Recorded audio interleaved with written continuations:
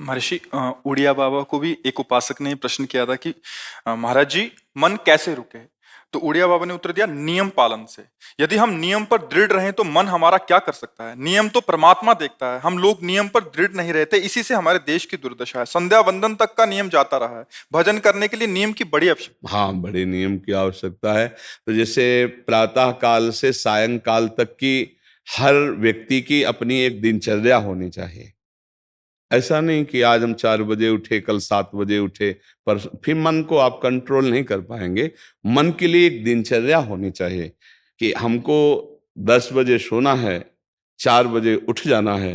तो फिर 4 से 4:15 नहीं होना चाहिए, 4 बजे उठ जाना, ऐसा नियम बना ले। और उठ करके हमको थोड़ी देर नाम जप करना है, थोड़ी देर हमें वाणी जी का गायन करना है, थोड़ी देर हमें ध्यान, एक अपनी दिनचर्या। फिर हम अपने संसार के कार्य के नियम, जो संसार के कार्य हैं, उनको भी करते हुए भगवान को समर्पित करें। जैसे जो पद में है, जो आपको राष्ट्र सेवा मिली है, जो आपको समाज सेवा के पद मिले हैं, या आपको जो घर की सेवा के कार्य मिले हैं, उनमें बहुत धर्म पूर्वक आचरण होना चाहिए।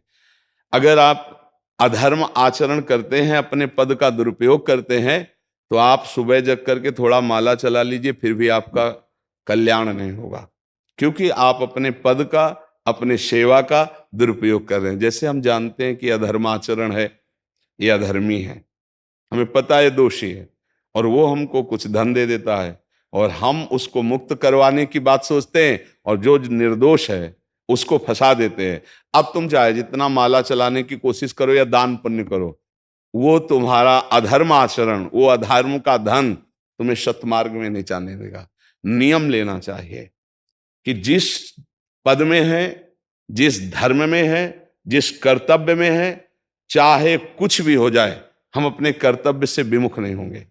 जितना जप महान है, उतने कर्तव्य महान है। दोनों बातें समझना है। जब माला फेरा और इसके बाद बेईमानी, अधर्माचरण, इनका कोई नियम नहीं है कि हमें कैसे चलना है, तो वो माला काम नहीं कर पाएगा, क्योंकि उसका तभी सत्य भाव माना जाएगा माला जपला जब धर्माचरण है। धर्माचरण नियम से। बोले वो बड़े कट्टर नियम वाले हैं, उनको घूस नहीं, आप उनको भयभीत करके नहीं काम करवा सकते, प्रलोभन में काम नहीं करा सकते। ये हमारी गृहस्थी है ना, तो गृहस्थी के पालन के लिए धन चाहिए, और धन के लिए हम धर्म को आगे रखें, धन को नहीं। धर्म को, हमारा कर्तव्य क्या, प्रायः जैसे पूज्य बाबा ने कहा, आज हमारे देश में बहुत दुर्दशा हो रही है। दुर्दशा हो रही, क्यों? क्योंकि सब अपनी जगह से गलत हो रहे हैं। अगर अपनी जगह हम ठीक रहे तो हमारी दुर्दशा नहीं होगी। हमारा भजन कम होगा, लेकिन हम धर्म से चल रहे हैं तो हम विजयी होंगे। हम भगवान को प्रसन्न कर सकते हैं, क्योंकि हमें जो कार्य मिला है वो भगवान का ही कार्य, सृष्टि भगवान का कार्य। जैसे नए बच्चे कुछ वकालत पढ़ रहे थे, तो यहाँ आके प्रश्न किया था कि हम जानते हैं कि वो दोषी नहीं है, हम जानते हैं कि वो दोषी है, पर दोषी हमें पैसा दे रहा है, तो हम वकालत पढ़ी इसीलिए, हम उसको जिताएंगे, तो क्या कोई पाप है? तो उनका खुला पाप है। बोले नहीं, हमारी कोई ऐसा कंपनी दो, ऐसा कुछ बोले कि हमारी कंपनी को ये सिखाया जाता है, तो हमको तो ये करना ही होगा, अगर नहीं करेंगे तो हमारी वकालत का मतलब क्या रहा? तो नहीं, वकालत का मतलब अधर्मी को मुक्त करवाना नहीं है। वकालत का मतलब अधर्मी के सबूत एकत्रित करके उसको दंड दिलवाना है, और धर्मात्मा को मुक्त करवाना है। अब इसके लिए आपके पास अर्थव्यवस्था अगर कमजोर भी है, तो धर्म व्यवस्था आपकी पूरी है। धर्म व्यवस्था ठीक है तो परिवार स्वस्थ रहेगा, सुखी रहेगा, भगवान आप पर प्रसन्न रहेंगे।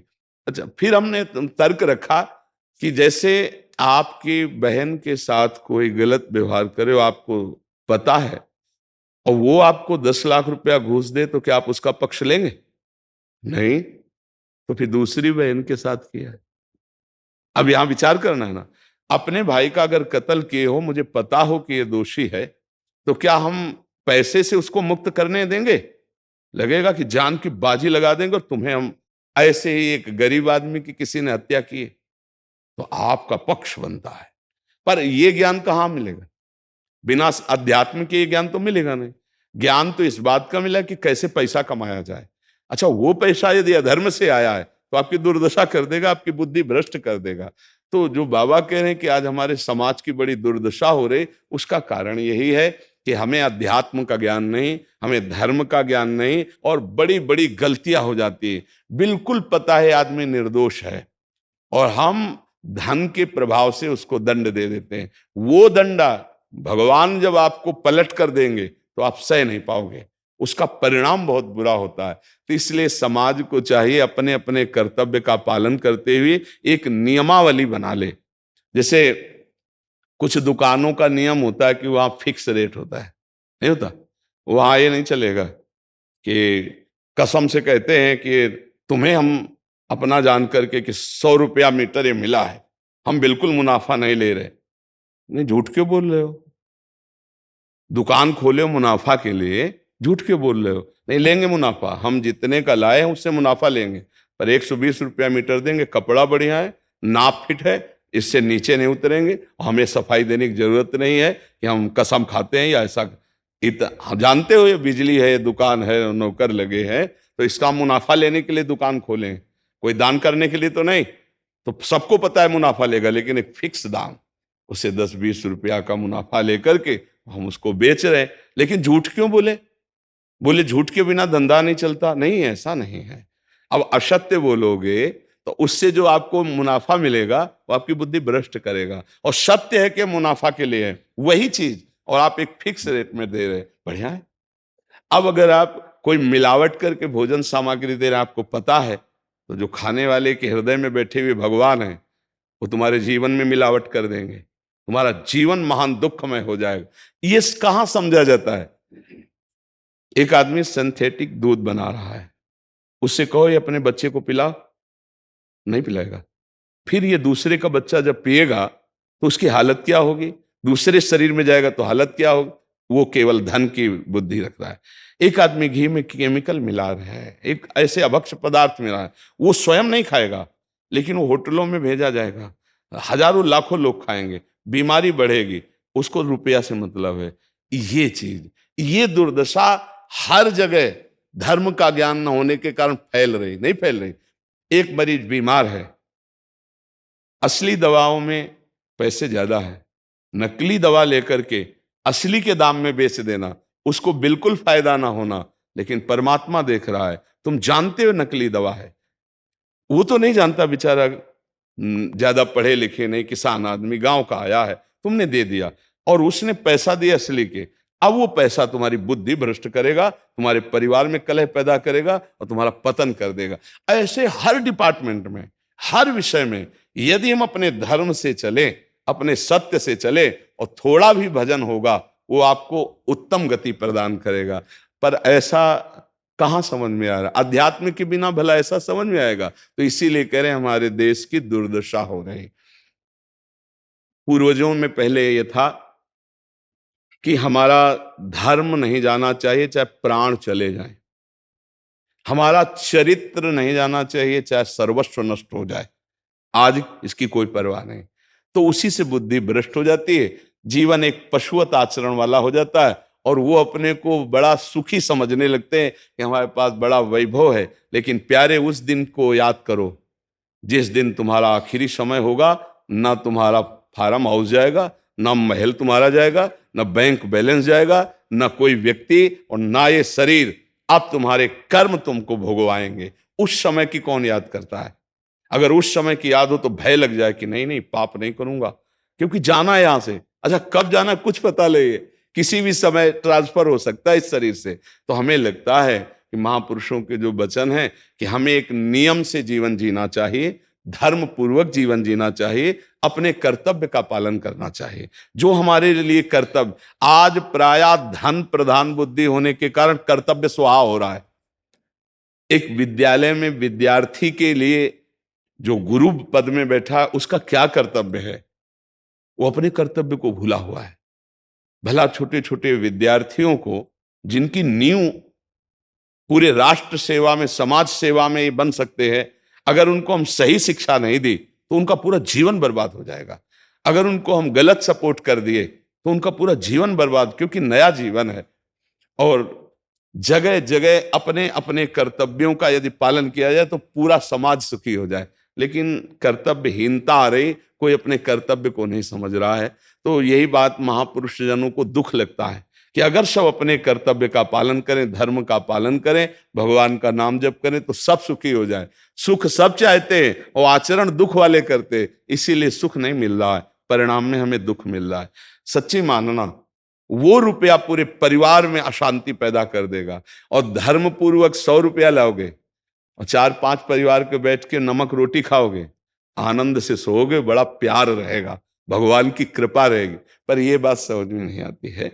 तो ये वृत्ति अगर छोड़ी ना जाएगी तो कुछ भी कर लो, कहीं भी दान पुण्य कर लो, लाभ नहीं मिलेगा।